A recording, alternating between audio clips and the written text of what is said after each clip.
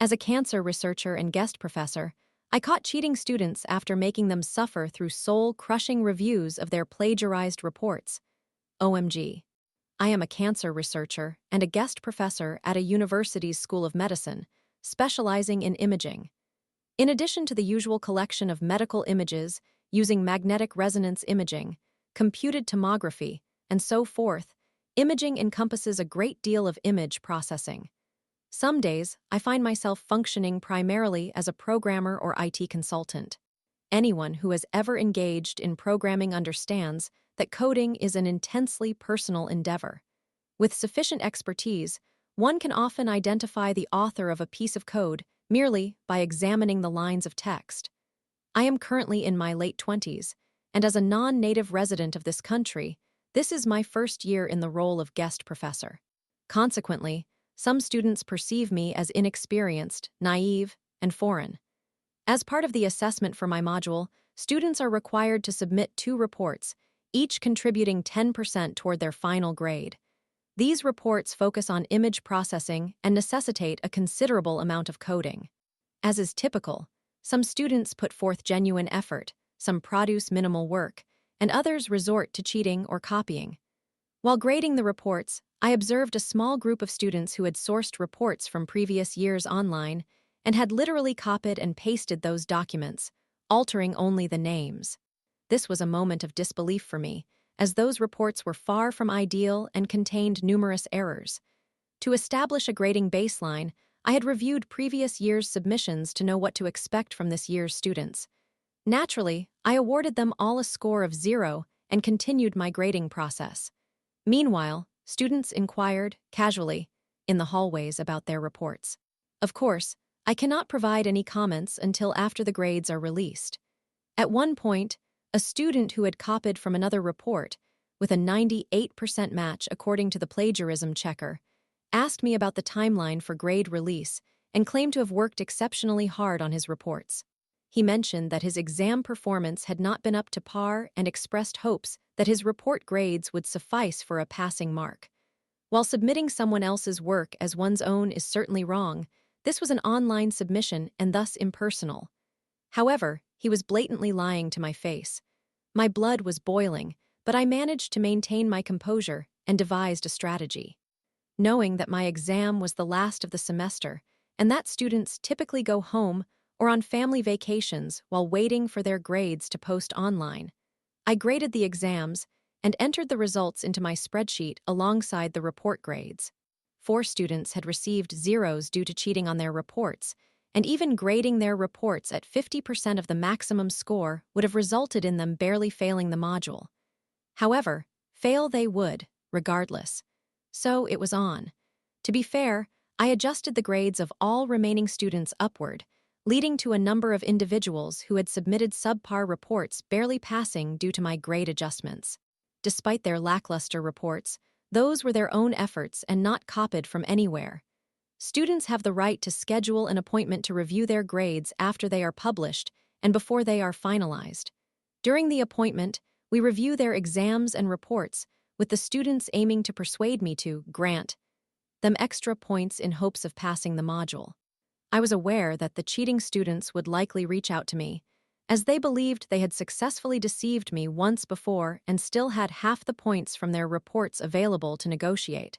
So, I awaited their emails. Lo and behold, they contacted me on the same day that grades were posted, asserting how much effort they had invested in their reports and expressing confusion as to why they only received 50%. They requested a meeting, and I was thrilled to accommodate the opportunity to review their grades. Keep in mind that my exam was the final one. Consequently, they were already on vacation, some quite far away, and requested an online meeting. Unfortunately, that was not feasible due to university policy. Additionally, there is a 3-day window to schedule an appointment. Otherwise, the grades are finalized, again due to university policy. Thus, they had to cut their vacations short and catch flights, some spending hours on buses and trains to arrive on time. I know what many of you are thinking when they arrive. I would present the plagiarism checker results, demonstrating that I was aware they had submitted someone else's work, and send them on their way. While I considered this approach, I opted for something more satisfying. Typically, these appointments take 10 minutes. I guide them through their work while addressing what is wrong and what is right, as they seek to find discrepancies in my grading to negotiate for more points. I was determined to deny them that opportunity. One by one, they sat down with me. I reviewed their exams and reports. Remember, they had copied poorly written reports riddled with errors. I asked numerous questions. What was your reasoning behind this? And why did you make this choice? They were at a loss for answers. It was not their work. They stammered vague responses, lacking any real knowledge. Step by step, mistake by mistake, I detailed why their submissions were flawed, how the tasks should have been performed, lecturing on material that they had already covered during class. I prolonged the session, making it tedious and agonizing for them. I spent hours with each individual over the following 3 days. They consistently came in with the same line. I worked incredibly hard on this, along with a smirk, believing they could easily deceive me, the supposed naive foreigner. But as time passed, and I meticulously walked them through the errors, I observed their expressions gradually change. Their hopes of passing were being deflated. When they realized that I was fully aware of their cheating and that I was not inclined to grant extra points, they attempted to cut their appointments short and leave, but I would not allow them to do so. We must complete the review of your grades. It is university policy. I continued, prolonging their discomfort for an additional hour or two. This was a lawful form of torture, plain and simple. It was a glorious experience. By the end of the appointments, every single one of them left with a look of defeat on their faces and a failing grade in my class. They understood that I had caught them, that I had led them into my trap, and they had walked right into it. They had sacrificed their vacation time, incurred travel expenses, and wasted valuable summer hours, only to leave utterly disenchanted and accomplished nothing. Moreover, the next year, they would have to repeat the module. With me, I hope you have a wonderful summer. See you next year. This situation occurred in the European Union, not the United States. I approached my supervisor, who serves as their course director, and he advised me against reporting the students, as the university seeks to avoid any potential legal action at all costs. As a result, I was unable to formally accuse them of cheating. There are a few additional points I believe I should have addressed. I also appreciate the negativity expressed in some comments. Some simply resort to name-calling, whereas others are rather sophisticated. Despite a few being too lengthy for me to read entirely, I apologize for that. Edit 2, for those concerned about my adjusting the grades, I made a judgment call to improve the scores of students who performed well on the exam, but whose report grades were dragging them down. They clearly grasped the topics and had studied diligently. Their reports, however, were just not very strong. I decided that, since their report grade was the only factor preventing them from passing, it was reasonable to give them a slight bump, enabling them to pass. Most went from failing at 49% to passing at 50% for their overall final grade. Story 2. Teacher claims I'm faking my broken wrist. My mom steps in, contacts the school board, and gets her suspended for discrimination. OMG. I apologize for the formatting. I am composing this on my cracked phone screen. I, a 15-year-old female, have a lengthy and intricate history with injuries, particularly in relation to breaking my arm. From the very day I entered this world, my health has been a challenge. I suffer from a few conditions, but none severe enough to significantly affect my daily life. My immune system is quite weak, and I have bones that are fairly easy to fracture. Additionally, I can be described as exceedingly clumsy, and I often find myself engaging in risky behaviors for amusement. My mother, who is 40 years old, has known me since birth and is fully aware of the extent of my unusual misfortunes and health complications. Over my lifetime, I have broken my arms a total of 13 times, and it appears that whenever I sustain an injury or fall ill, someone has an opinion about it. I do not understand why, but educators seem to enjoy suggesting that students who frequently get hurt are merely seeking attention or being insincere, which has led to many negative experiences with authority figures. The pattern is always the same. For some reason, a teacher refuses to believe me, accuses me of dishonesty in front of my peers, and I endure bullying for a period before I must attempt to demonstrate that I am not pretending. I could share countless stories about teachers behaving this way, but this is the tale of when my mother successfully sought retribution. This incident occurred around 7th grade when I was 12 years old. I had broken my wrist after climbing on something I should not have and then falling off, behaving foolishly. My wrist was in a Velcro cast since I have a severe allergy to traditional cast materials, something that was discovered after numerous trials. There was a teacher we shall refer to as Mrs. Tablet, as this was during our lessons on Egyptian tablets. She taught history, and our personalities often clashed. I often embrace a creative, adventurous, and free-spirited outlook, while she adhered strictly to traditional methods and was rather formal. We had not encountered any serious conflicts previously, but our compatibility was limited. One day, she was absent, and we had a substitute teacher. I recognized this substitute as a friend of one of my educators and the mother of one of my bullies. Although I was not particularly fond of her, I remained respectful and focused on my assignments. While she reprimanded me for doodling on my paper a couple of times, everything else seemed to be all right, or so I believed. The following day, I entered the classroom as usual. We were working on an assignment concerning Egypt and their tables when Mrs. Tablet summoned me to her desk.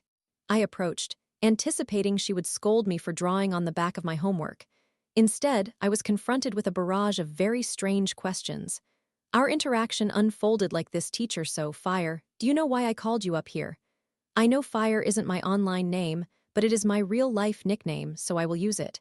Me, no, ma'am, I cannot say that I do. Teacher, how long have you had that cast? Me, about a week now. Why? Teacher, do you genuinely require that cast? Me, yes. Teacher, well, the substitute teacher told me she observed you remove it. Me, it's a cast, I cannot take it off, that would be painful. Teacher, if I ask the class, would they confirm that you need that cast? Me, yes. Teacher, and if I contacted your parents right now, would they say the same? Me, yes. They were the ones who took me to the hospital. And she conducted this interrogation in front of the entire class. Eventually, I was dismissed, and my classmates looked at me strangely for the remainder of the session.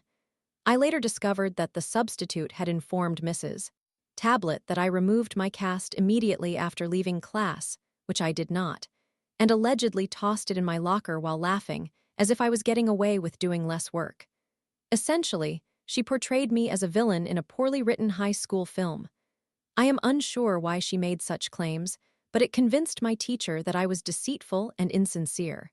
Although I could technically have removed my Velcro cast, that would have been extremely painful, and it is not as if I could simply walk around without it. I did not want to escalate the situation at that time, but it became clear that she was serious about contacting my parents. However, she erred by reaching out to my mother. Although my relationship with my mother is not flawless, she has anger issues which sometimes lead to conflicts between us. She cares for me deeply and does not allow people like Mrs. Tablet to mistreat me if she can intervene. My mother recounted that Mrs. Tablet called her with an air of arrogance, stating things like, "Apparently, your daughter is wearing a cast. Did you know this?" And, "We are all aware of how dramatic teenage girls can be, especially unique children like her." She even threatened to have me suspended before my mother intervened and confronted Mrs. Tablet for speaking about her child in such a manner. I cannot disclose the specifics of their conversation, but by the conclusion, Mrs. Tablet had to retreat, humbled. Following that incident, she grew even colder toward me and began assigning me unjust detentions for not remaining still and doodling on the sides of my worksheets. Despite this, outside of school, we occasionally attended the same art studio. It is peculiar that someone who dislikes art so intensely would engage in painting. Mrs. Tablet even managed to persuade the art director against me, causing me to be placed in a lower-level class. When my mother discovered this, she initiated the real retribution. My mother has never been involved in parent-teacher associations. In fact, she finds most PTA members insupportable, as their children are often favored at school and utilize that influence to bully others, including me and my friends. However, my mom is friends with a wonderful woman on the county school board, which holds more authority than the PTA. She shared everything that had transpired with her friend and provided all the necessary medical documents to confirm my need for the cast. Her friend successfully persuaded the board that Mrs. Tablet was discriminating against a student with disabilities, considering her remarks about me being slower with my work and simply using the cast as an excuse to slack off, alongside the unfair detentions related to my inability to stay still, despite my involuntary movements and slight attention deficit hyperactivity disorder. At the art studio, my mother withdrew me from the classes. I took it upon myself to inform other students about the reason for my absence, and rumors spread rapidly. Consequently, many kids began to get pulled from their classes, and my art teacher struggled to address the situation. I believe the studio temporarily closed before eventually reopening. Mrs. Tablet was suspended for a week while an investigation was conducted, and it was revealed that she had treated many other students classified as unique in a similar manner. She received verbal reprimands from 2 different departments, and instead of the typical salary increase over the next 3 years, she would only receive half of that amount. Furthermore, she was required to retake a course on how to treat students appropriately, and if she is ever found to violate these standards again, she will lose her tenure. She will only be receiving her bonus at the beginning of the next school year, and I would like to express my hope that she learned a valuable lesson. In summary, a teacher accused me of fabricating an injury, called my mother, and my mother contacted her friend at the county school board, which resulted in the teacher's suspension for discrimination and the temporary closure of an unfair art program. Edit, I had incorrectly remembered the punishment given to that teacher. After discussing the story with my mother, I corrected it for accuracy. I appreciate the Redditor who brought the mistake to my attention. It seems my 12-year-old self misinterpreted a salary increase as a bonus for some reason. Story 3. After years of love and support, my partner and I split as she faced her depression abroad, leaving me uncertain about our future. First of all, I apologize if this is a lengthy post. I am merely trying to express my feelings. Could you provide me with a different viewpoint on this? I, a 28-year-old man, have been in a relationship with my partner, a 27-year-old woman, for 7 years. Prior to our romantic relationship, we were friends for 5 years, and she has always been my closest friend while I have been hers. Together, we faced life's challenges. We consistently supported each other both as friends and as a couple. I would describe our relationship as healthy, honest, loyal, sincere, and filled with love. I always considered her the right one for me. For several years, I struggled with depression, a problem I could not confront initially because I failed to seek help and later because I couldn't find suitable therapy. Nevertheless, as time passed, I continued to discover areas in myself that needed improvement. She chose to accept me as I am, standing faithfully by my side during my darkest days. However, as time went on, I frequently worried that I was not enough of a man for her. I feared that I could not be the husband she deserved, that I would not be able to provide her with stability, security, and the ability to create a better financial future. This concern was always the source of conflicts between us. She would ask me, "Why don't you have goals for our future?" And, "What dreams do we share?" I always assured her, "I want you to be a part of my life every day. I want to find true happiness with you forever and face whatever life brings our way." I recognized that my perspective might have appeared limited and not what she required. This was the sole issue that caused strife between us. We even attended couples therapy together for a few sessions in 2023, allowing me to continue working with the same therapist on my own issues. I made significant progress and experienced personal growth greater than ever before. However, life intervened in 2023 when I sustained a herniated disc injury, which shifted my energy and focus toward healing and rehabilitation. This resulted in another year without establishing concrete goals with my partner. Thankfully, my health improved after about 9 months. Now, I am concentrating on generating more income, increasing my salary to afford her a beautiful wedding and a home. At the end of November, we enjoyed a fantastic trip across Europe. During that time, I made it clear to her multiple times that she should not anticipate a marriage proposal during the trip. My reasoning was that if we returned engaged, it would be less than a year to generate the income we needed for a respectable wedding, something I wanted her to have. The trip went wonderfully, and everything seemed to fall into place. Upon our return, it was time to plan our future together. I believed this was understood on both sides. However, following Christmas, my partner unexpectedly erupted and we ended up arguing about the same issue once again. The argument escalated to the point where she requested a month to sort through her feelings. This caught me off guard. Everything appeared in order. The love we shared remained intact, and I saw no signs of distress. January turned out to be an incredibly difficult month for me as I struggled to understand her sudden shift in behavior.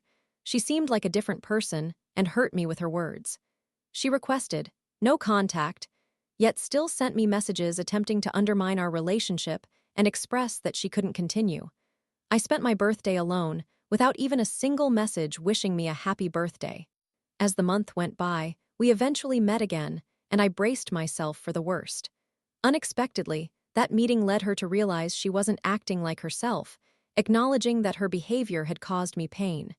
She admitted her depression stemmed from the loss of a loved one, losing a great job, and the strain in our relationship. All these circumstances contributed to her actions. During our discussion, we recognized our respective faults and offered apologies for the hurt we had caused each other. We expressed our love for one another, and hearing her attempt to laugh reignited my feelings for her. I suggested that we continue to focus on our personal development while remaining together, but with some distance.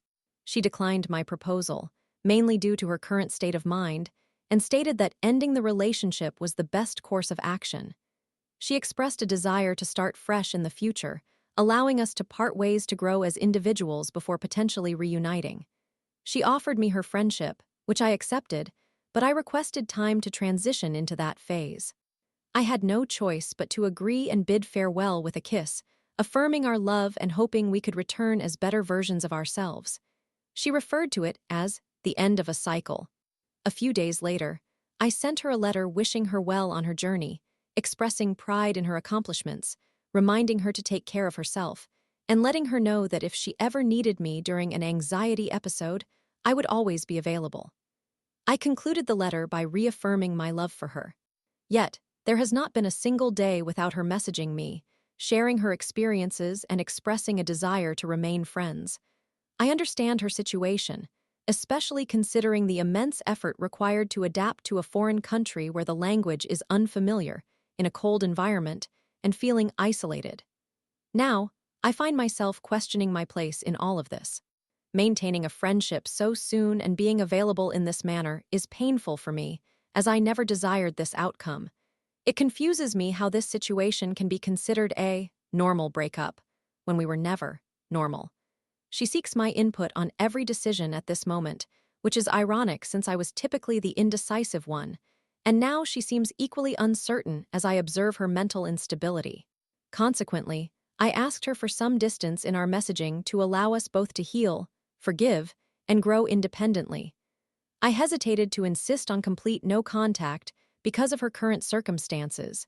Perhaps if she were not in a foreign country alone, it would be easier for me to take a step back and focus on my personal growth. This way, I would feel assured about her well-being, surrounded by her family and friends, and on her path to healing. However, I cannot abandon her like this. I care for her deeply and want her to be well, even if it means she might not take me back. This situation is complex for me, as I have never experienced anything like it before. I acknowledge my mistakes, understand my indecision, and recognize that my fears overshadowed the love I held for her, resulting in losing her. I'm aware that I made a mistake. Yet, she continues to reach out, making it difficult for me to accept my loss. How far must I go if she has turned down my offer to support her through her depression? My mind plays tricks on me, suggesting that she chose to leave us behind. How can I welcome her back when she decided to walk away during our challenging moments, choosing not to stay and work through our issues?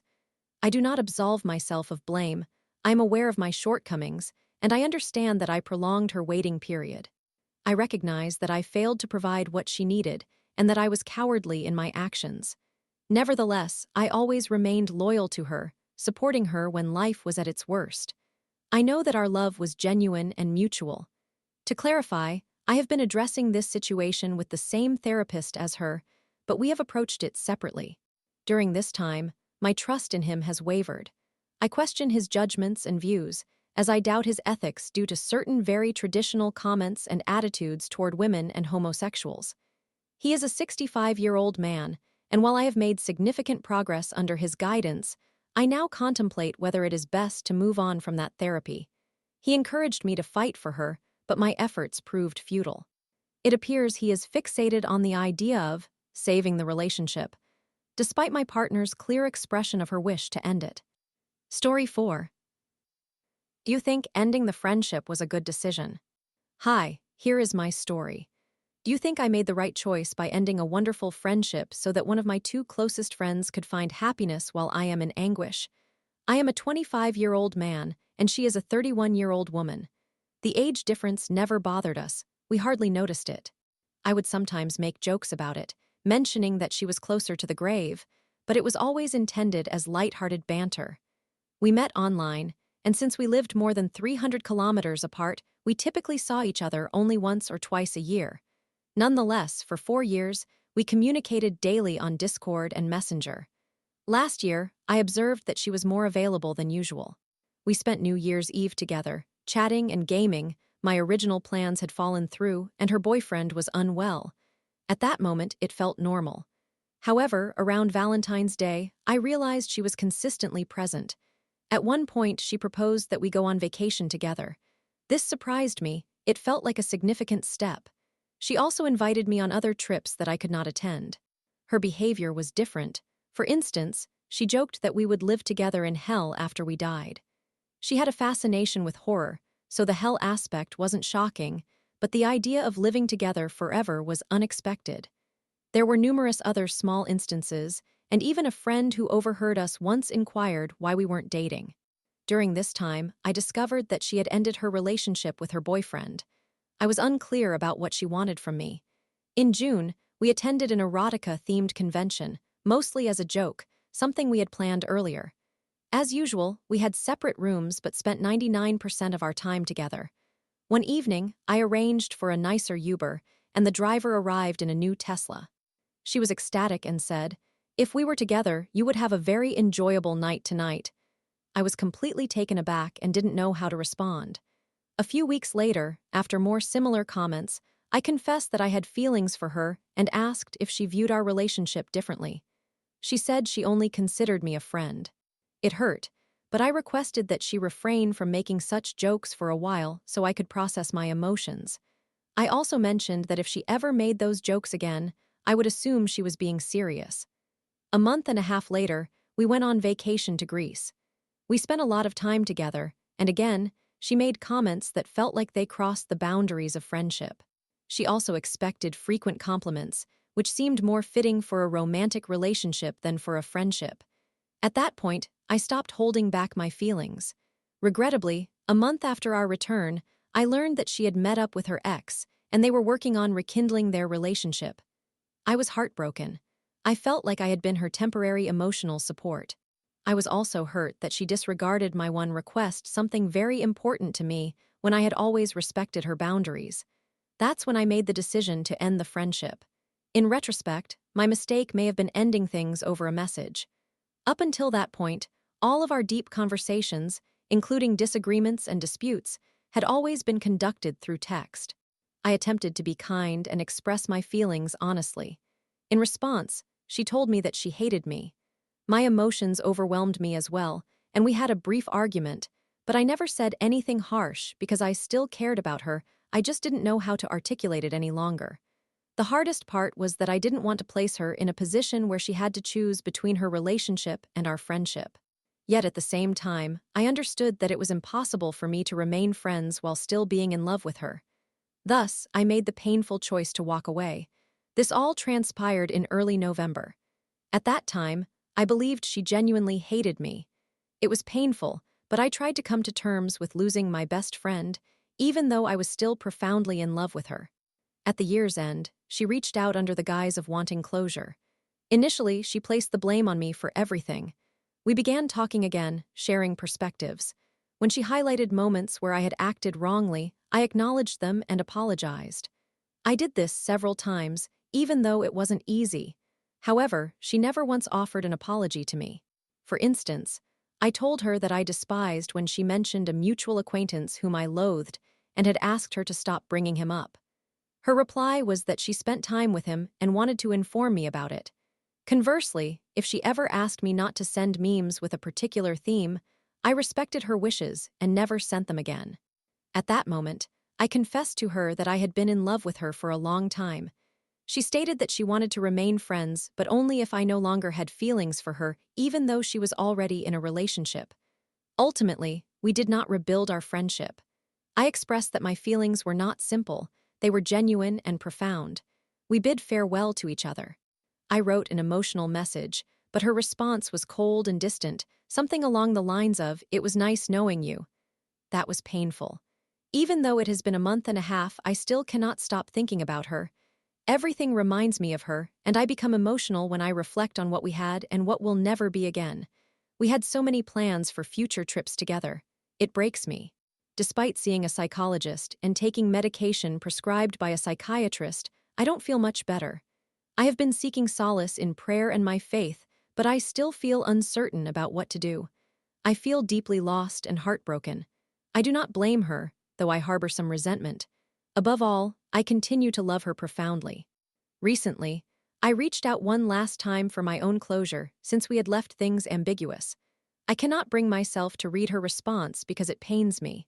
I have also disconnected myself from all social media and no longer engage with it at all. I have tried to distract myself by playing games, watching series, collecting vinyl records, reading books, going for walks, and even programming, but nothing seems to alleviate my feelings. I am unsure what else I can do. Last year, I, a 26-year-old man, developed feelings for a close female friend, a 31-year-old woman who sent mixed signals. However, when I confessed my feelings, she insisted that we were merely friends. Subsequently, she reconciled with her ex, and I felt exploited.